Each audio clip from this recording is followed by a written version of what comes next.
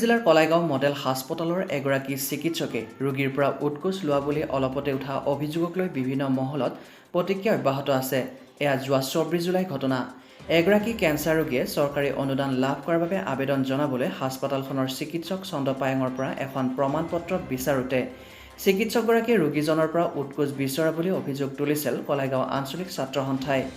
ইয়াকে লৈ সামাজিক মাধ্যমত ডকাইতিৰূপী চিকিৎসক বুলি ব্যাপক প্ৰচাৰ চলিছিল।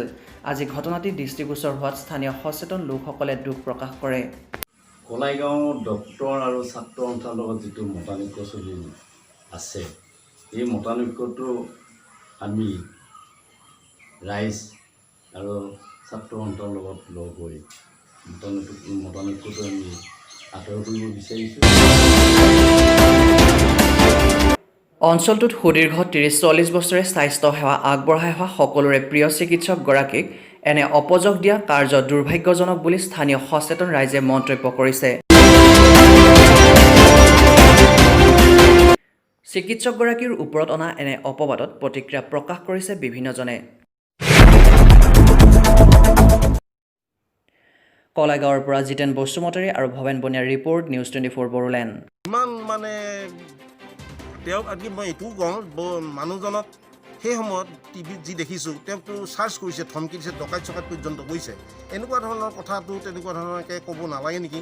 ক'লে এইটো সমাজৰ মানুহে চব কথা সহজভাৱে নল'ব বুলি মই ধাৰণা কৰোঁ। কিন্তু মই নিজেও কথাটো ডকাইত টকাইত কথাটো কোৱাটো উচিত বুলি মই ভবা নাই। এতিয়া যিয়ে নহওক, মই আৰু এটা তেওঁৰ মহানতাৰ কথাহে ক'ম। কলাইগাঁৱৰে আমাৰ ছোৱালী এজনী 18 বছৰ বয়সত বিধৱা হৈছিল। সেইজনী ছোৱালীক পায়েং ডাক্তৰে বিয়া কৰি কলাইগাঁৱৰ সমাজত এটা তেওঁ গৌৰৱ। আমাৰ কাৰণে পায়েং ডাক্তৰ এজন গৌৰৱ বুলি আমি অনুভৱ কৰোঁ। গতিকে আমাৰ ছোৱালীজনীক তেওঁ বিবাহিত মৰ্যাদা দি আজিৰ তাৰিখলৈ তেওঁক পত্নী হিচাপে ৰাখিছে। গতিকে এনেকুৱা ধৰণৰ মানুহ এটাই যি মহানতা কাম কিছুমান কৰিছে, সেনেকুৱা কথাবিলাক যদি বিচাৰি যায় বহুতেই হয়তো পাব। মই নাজানো ইমানখিনি কথা বাৰু, জানাখিনিৰ ভিতৰত ক'লোঁ। গতিকে এই মানুহজনৰ প্ৰতি এনেকুৱা ধৰণৰ এটা ব্যৱহাৰ হোৱাটো খুব এটা উচিত কথা হোৱা যেন লগা নাই। 200 টকা নহয়, ইয়াতকৈ বহুত আমাৰ চকুৰ আগত কিন্তু ঘটনা ঘটি আছে। আধৰুৱা ৰাস্তা হৈ আছে, আধৰুৱা ঘৰ হৈ আছে। কোনোবা মানুহে মিছা কথা এটা এইফালে ক'ৰবাত পইচা ভৰি যাবলগীয়া হৈছে।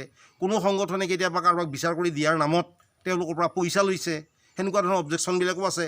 কোনোবা কেতিয়াবা আপোনালোকৰ দৰেই ৰিপৰ্টাৰ ফটো মাৰি পেলাই আপোনালোকৰ ফটো টিভিত দিব নালাগে, যে মাল দিয়ক, এই কথা কোৱাও আমি জানো। সেইবিলাকো কথা আছে।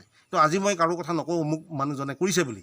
কিন্তু কথাটো হ'ল, এনেকুৱা ধৰণৰ কথা নিজৰ যেতিয়া থাকে তেতিয়া আনকো ইমান সহজতে ইমানখিনি কৰিবলগীয়া কথা নাছিল। মোৰ ধাৰণা মতে কিন্তু মই কওঁ, যদি তেওঁ আমাৰ ছাপ্লাই হোৱা মেডিচিন ক'ৰবাত বিক্ৰী কৰিলে হয়, ডিউটিত গাফিলতি কৰিলে হয়, মানুহক মিছবিহেভ কৰিলে হয়, এইটো কথাটো কৰিবলগীয়া আছিল। ইমান বছৰ ধৰি কিন্তু দিন ৰাত তেওঁ ডিউটি কলাইগাঁৱত কৰিয়েই আছে। গতিকে মই ইয়াতকৈ বেছি কথা ক'ব নোখোজোঁ।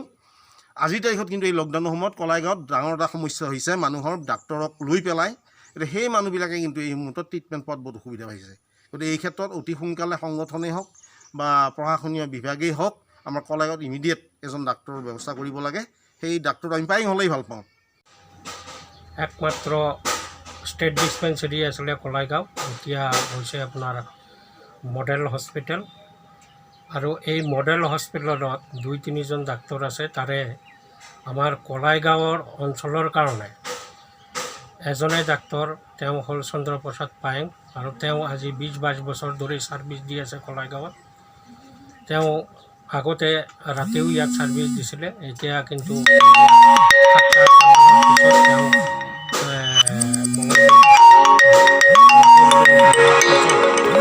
তেওঁ মঙলদৈত থকা হৈছে, কিন্তু তেওঁ ৰাতি 8টালৈকে ৰেগুলাৰ ইয়াত ছাৰ্ভিচ দি আছে। আৰু যিটো ছাৰ্ভিচ নেকি এজন ডাক্তৰৰ পক্ষে ইমান সহজসাধ্য নহয়। মই আগতে কৈ গ'লোঁ, 20-22 বছৰ হ'ল তেওঁ ছাৰ্ভিচ দি আছে। বহু দুখীয়া শ্ৰেণীৰ লোকৰ পৰাও তেওঁ ভিজিট নোলোৱা ৰেকৰ্ড আছে।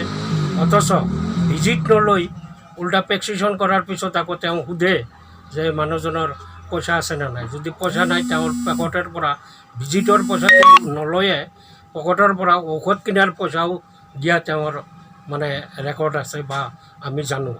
কলাইগাঁও অঞ্চলৰ যদি বৃহত্তৰ অঞ্চলৰ যদি এজন ডাক্তৰ, তেনেকুৱা ধৰণৰ ডাক্তৰৰ ওপৰত যিটো শুনিব পাইছোঁ বা মিডিয়া যোগে আমি অৱগত, তেওঁৰ এই কামটো ইমান দুখনীয় নহয়। দুখ যদি হৈছিলোঁ, এই কথা বাৰ্তাৰ মাজেৰে কম্প্ৰমাইজ কৰিব লাগিছিল।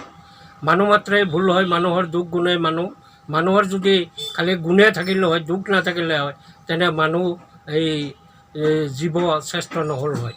গতিকে মই ভাবোঁ যে পায়েং ডাক্তৰ চন্দ্ৰপ্ৰসাদ পায়েঙক কলাইগাঁও ৰাইজৰ এটা দাবী আছে যে তেওঁক ইয়াৰ পৰা যেন কোনোপধ্যে ঊৰ্ধ্বতম মহলে তিৰস্কাৰ নকৰে আৰু তেওঁৰ এই পোষ্টটো ইয়াতে ভাল ৰাখে। এইখিনিয়ে মোৰ ক'বলগীয়া।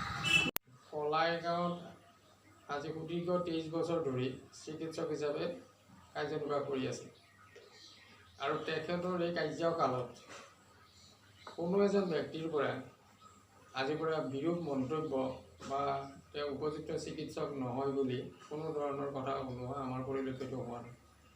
আনকি তেওঁ দুখীয়া মানুহখিনিৰ কাৰণে ত্ৰাণকৰ্তা বুলি ক'লে অতিৰঞ্জিত হোৱা নহ'ব।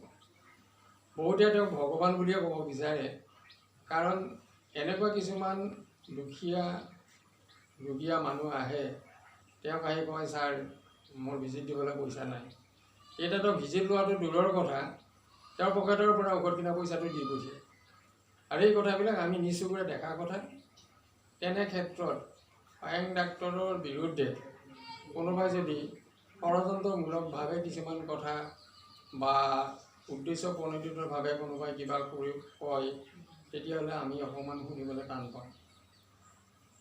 গতিকে পায়েং ডাক্তৰ যদি বেয়া ডাক্তৰ হ'লহেঁতেন, আজি কলাইগাঁৱত একেৰাহে 23 বছৰ কাৰ্যনিৰ্বাহ কৰি থাকিব পৰা ৰেকৰ্ড নাথাকিলহেঁতেন। আৰু ইয়াৰ আগতে বহুত আহিছে গৈছে, কিন্তু পায়েং ডাক্তৰ আজিলৈ ওচৰ হোৱা নাই। এইকাৰণে তেওঁৰ যিটো ভদ্ৰ ব্যৱহাৰ, তেওঁৰ যিটো মানুহৰ প্ৰতি শ্ৰদ্ধা, আৰু য'তেই যি বেমাৰীয়ে নহওক, তেওঁ যদি ঘৰলৈ যাবও ওলায়, ৰাস্তাত কোনোবা এজন বেমাৰীয়ে যদি তেওঁ সদায় গাড়ীখন ৰাখি ছাৰ মোৰ এনেকুৱা তেনেকুৱা, তেওঁ লগে লগে সেই বেমাৰীজনক চাই চিকিৎসা কৰে।